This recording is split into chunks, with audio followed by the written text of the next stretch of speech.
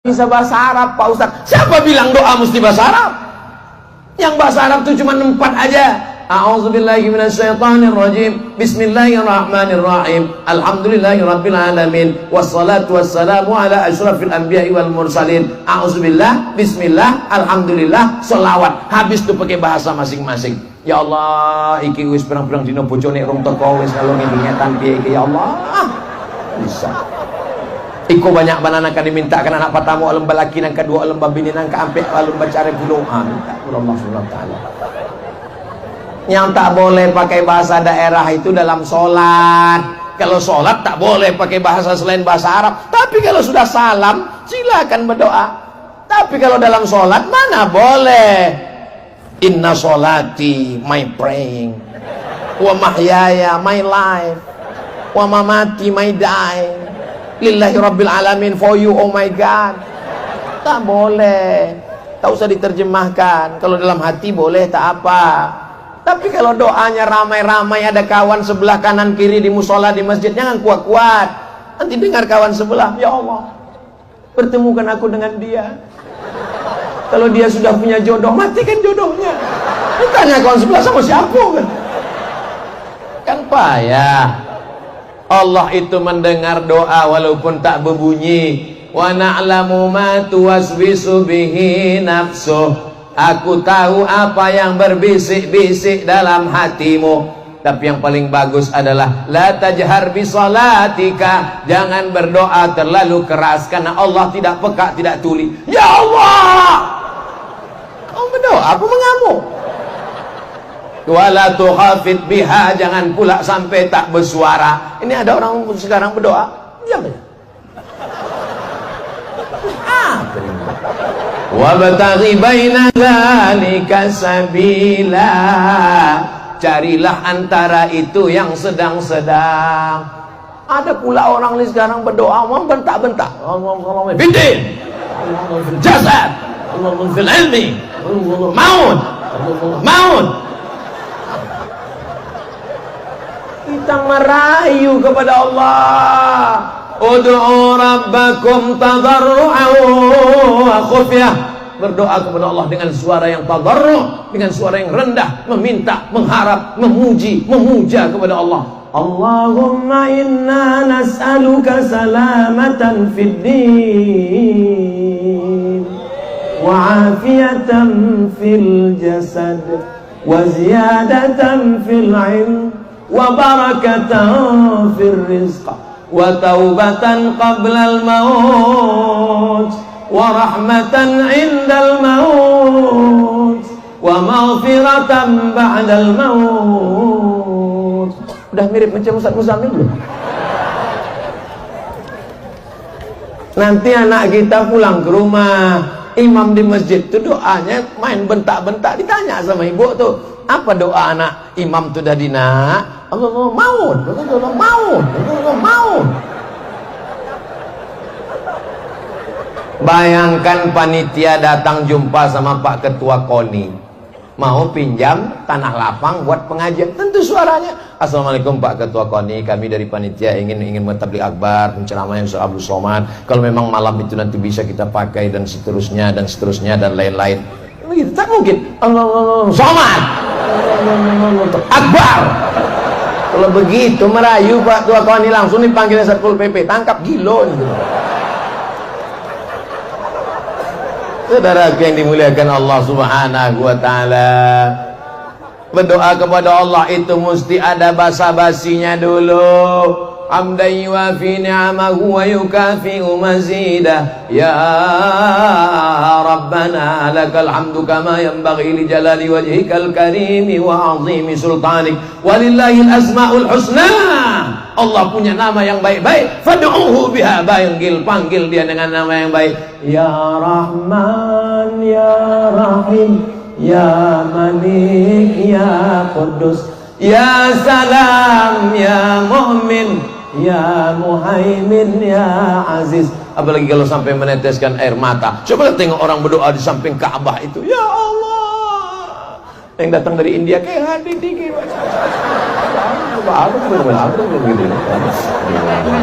Awak yang di samping menengok apa itu deh. khusyuk betul tadi berdoa tuh sampai melalui air mata. Apa tak khusyuk, kakiku dipijak orang Afrika gitu ya. Kalau hati lembut, mudah dia meneteskan air mata. Betul? Saya diajaklah untuk membimbing iktikaf malam. Pas iktikaf itu kan ada acara muhasabah. Ya Allah, dosa kami begitu banyak, ya Allah.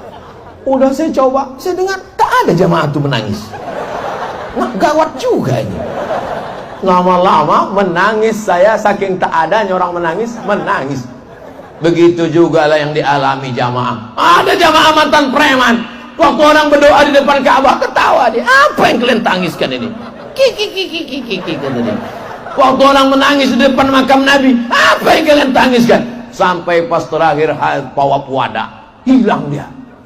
Dicari sama kawan saya yang membimbing umrah, dicari-cari, rupanya dia di bawah pintu Ka'bah sedang menangis. Ditanya, kenapa kau menangis? Aku menangis, kenapa selama ini aku tak bisa menangis? Ada masanya hati itu luluh. Di tengah malam, jam 2 malam, sedang sunyi, gelap, mati lampu, berdoa. Kalau siang kadang hati tak khusyuk, tapi zaman sekarang di jam 2 malam pun kita pas mau khusyuk, ya Allah, gol gitu. Ada orang nonton bareng di sana. Makanya kalau ikut iktikaf dengan Tuan Guru Salahuddin, di sana ada pengajian, membaca kitab Ihya Ulumuddin, membaca kitab tasawuf dengan para habaib kita. Jangan sendirian, karena setan belum pensiun. Tapi kadang orang sikit-sikit salah setan, sikit-sikit salah setan. Ustaz, suamiku ini tak sembahyang, tolong Ustaz ruqyah dulu. Allahu la ilaha illa huwal hayyul qayyum, la ta'khudhuhu sinatun wa la naum. Selesai ayat kursi, tak ada respon. Biasa orang kalau diganggu setan, keluar setannya. Ini tidak, kata setan, aku tak ada ganggu dia. Dia aja lebih parah dari aku, kata setan. Ini kadang kita kasihan juga nengok setan. Sikit-sikit salah setan, sikit-sikit salah setan. Masya Allah, tabarakallah. Jangan ketawa berlebihan, nanti kemasukan setan.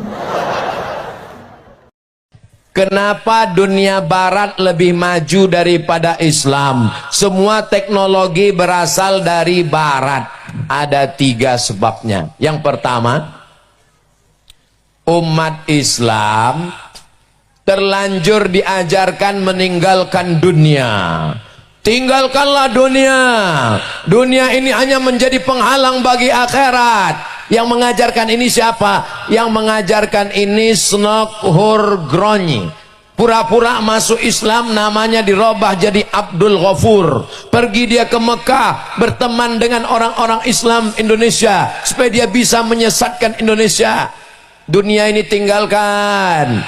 Dunia ini bukan untuk tempat kalian. Akhirnya dia ingin mengambil tanah Indonesia, dia ingin mengambil tanaman Indonesia. Indonesia yang gemah ripah loh jenawi, tongkat dan batu jadi tanaman, untayan zamrud katulistiwa. Padahal Islam mengajarkan umat Islam mesti berkuasa. Lihat Muhammad Al-Fatih, umat Islam berkuasa. Lihat Salahuddin Al-Ayyubi, umat Islam mesti kaya raya. Lihat bagaimana Nabi Muhammad, Abdurrahman bin Auf, Sa'ad bin Rabi', sahabat yang milioner. Maka umat Islam jangan sampai meninggalkan dunia. Doa kita diajarkan, Rabbana atina fid wa fil akhirati hasanah. Laisa bi khairikum man taraka dunyahu li akhiratihi. Orang yang baik bukan yang meninggalkan dunia untuk akhirat. Wala akhiratahu li dunyahi. Bukan meninggalkan akhirat untuk dunia. Liyusiba minhuma jami'an. Dapat dua-duanya. Dunianya dapat, akhiratnya ada. Mindset. Main otak, set pikirannya mesti diluruskan. Jadi yang selama ini yang diajarkan penjajah salah, maka anak pesantren tidak bisa disesatkan oleh penjajah. Lan yadurrukum man dhalla idza tadaitum. Orang yang sesat tidak bisa menyesatkan kamu, karena kamu sudah benar berpikir, benar baca ayat, benar dalam kebaikan. Maka ini poin yang pertama. Yang kedua, umat Islam diajarkan kalau datang dari barat berarti kafir, jangan dipelajari, jangan diambil, tinggalkan.